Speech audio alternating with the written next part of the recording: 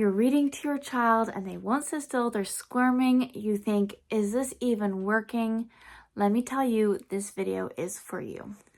Hi friends, I am Miss B. I am a former preschool teacher and a mom of 2, and boy do I have things to say about early reading. It is so frustrating when you want to give everything to your child and they just won't accept it.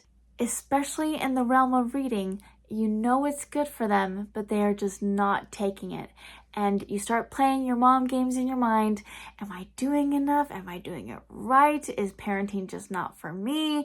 We keep accumulating all these doubts because our child is squirming and eating books and ripping out pages and running away and doing who knows what and just not reading. Sometimes your child is just in a phase. Say they don't like a book and then they do like a book, and sometimes they do like a book and then they say they don't like a book, and it just changes all the time. Remember, with everything being a phase, sometimes children become readers later, and that is okay. The most important thing is that we're doing our job as parents in exposing them to this.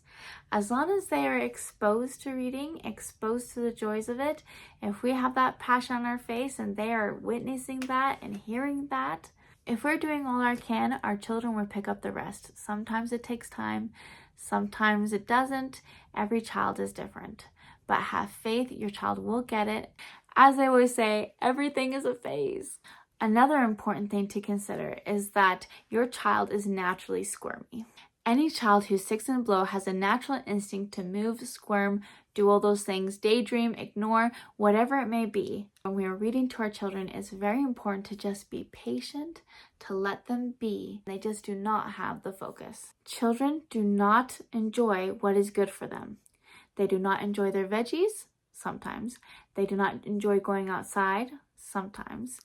They do not try new things, sometimes. They do not listen to you when you say to not put sand in their mouths. There are things that are good for children, and they just don't always do those things that are good for them. And we just kind of have to take a breath and just try to understand that they don't really know what is good for them at this point.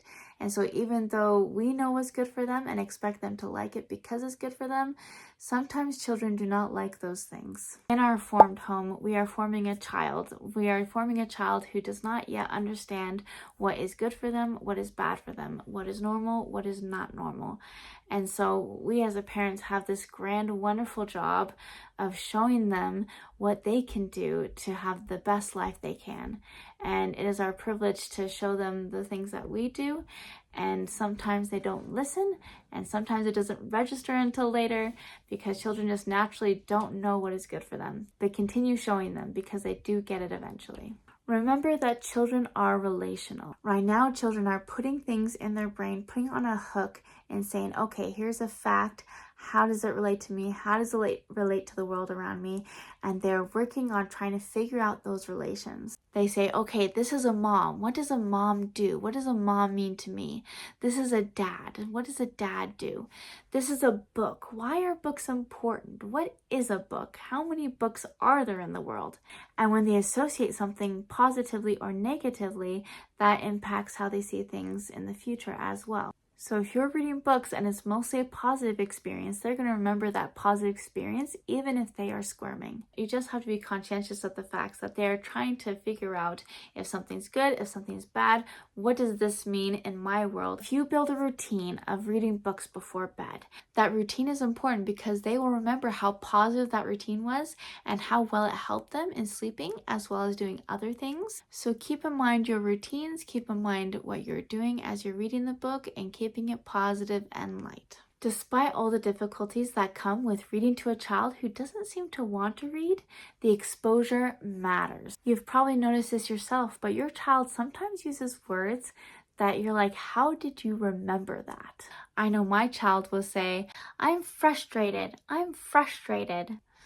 even when she's not frustrated. Children are little sponges, and so even if you're reading and they're moving around and don't seem interested, they are absorbing a little bit. And so keep going on because they are listening to what you have to say. Especially too, children love repetition. So if you're repeating the stories, if you're repeating the things that are said in there, they are really taking it in. Even if it doesn't look like it, they are, because not only are they hearing it, but they are hearing it more than once. Generally speaking, just keep trying to engage them, keep trying to expose them to things. And even if they're not listening, if they're going all over the place, the fact that you intentionally parented, that you did your very best to expose them to it, means that they will absorb some of it. It is amazing the things that kids absorb. In a preschool I worked for, there was a child who talked about deciduous trees.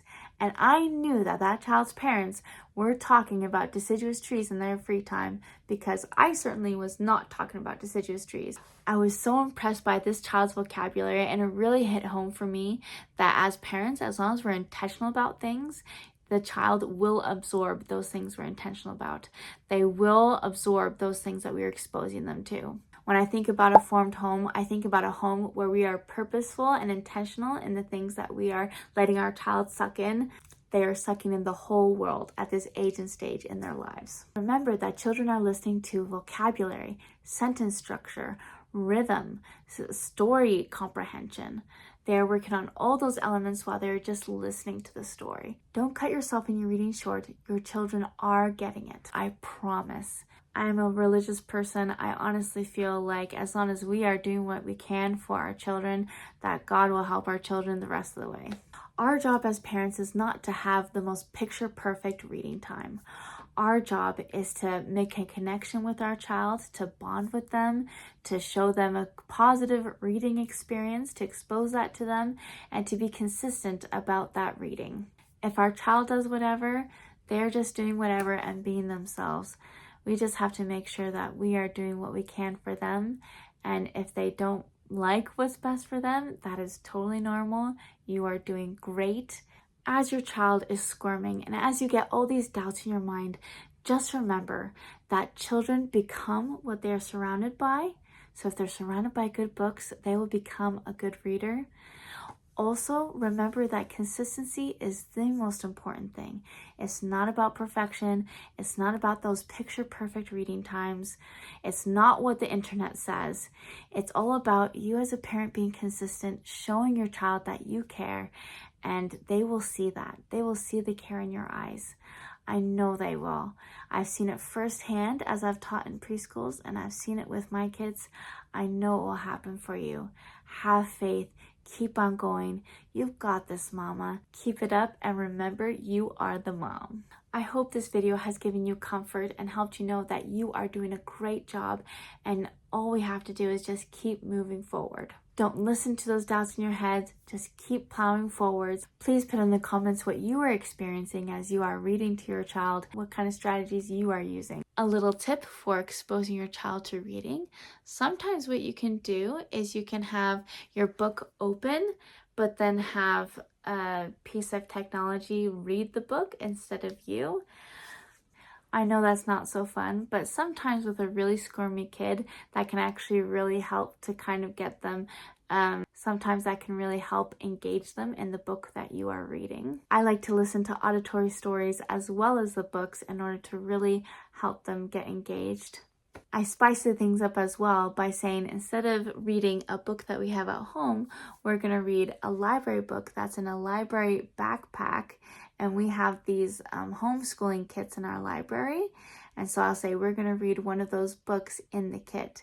And my child is naturally more engaged in the book because it's in a kit. Thank you so much, and I look forward to seeing you again.